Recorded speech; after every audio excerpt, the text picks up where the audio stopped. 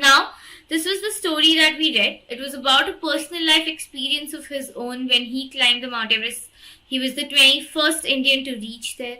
He expresses his feelings, he expresses why you think you should climb Everest, he inspires us, he motivates us.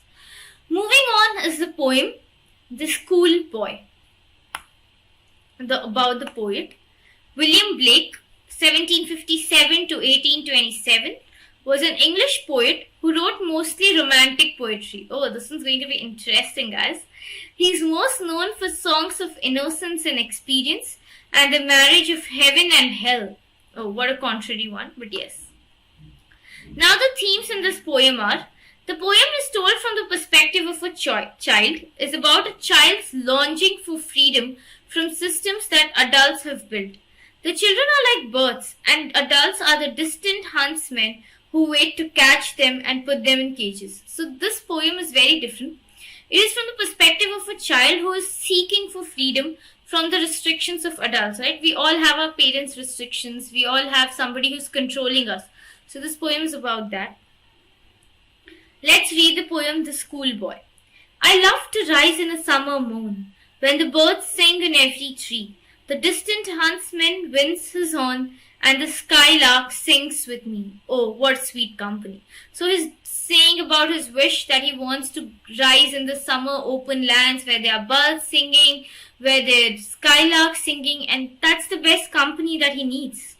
But to go to a school in a summer moon, oh, it drives all joy away. Under a cruel eye outworn, the little one spends the day in sighing and dismay. But what he expects is not what he gets. He has to go to school in the summer morning and then just takes away all the joy. It's cruel, it's bad, and I have to spend the day with my friends and not the birds. Then at times I drooping sit and spend many hours in anxious awe. Nor in my book can I take delight, nor sit in learning's bow, worn through with the dreary showers. He says, I don't have fun then. I'm still dreaming about the birds. The books don't give me delight. How can the bird that is born for joy sit in a cage and sing? How can a child when fears annoy but droop his tender wing and forget his youthful spring? So here the child is being compared to a bird who's caged.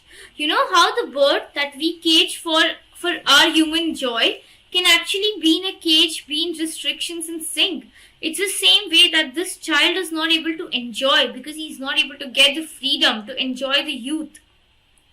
Oh, father and mother, if birds are nipped and blossoms blown away, and if the tender plants are stripped of their joy in the springing day, by sorrow and care's dismay, how shall the summer rise in joy or the summer fruits appear?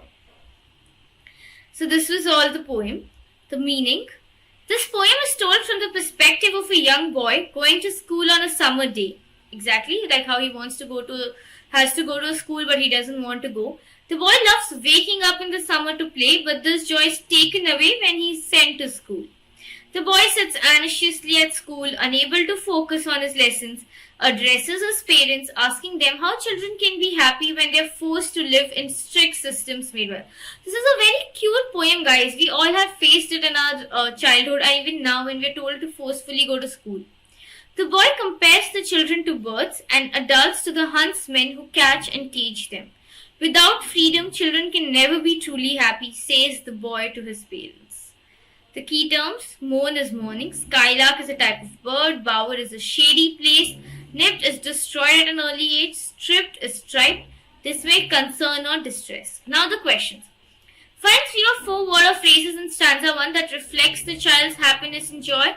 So if we go back to the poem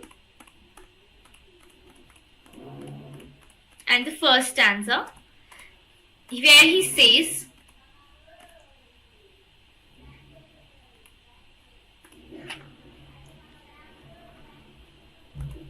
I love to rise, the distant and the skylarks sing. Oh, what sweet company. So these are the words or phrases that expresses his joy of being, a child who's in the summer morning. In stanza 2, the mood changes. Which words or phrases reflect? When he says that drooping, I don't want, this is no delight, I feel like cage, I am not happy.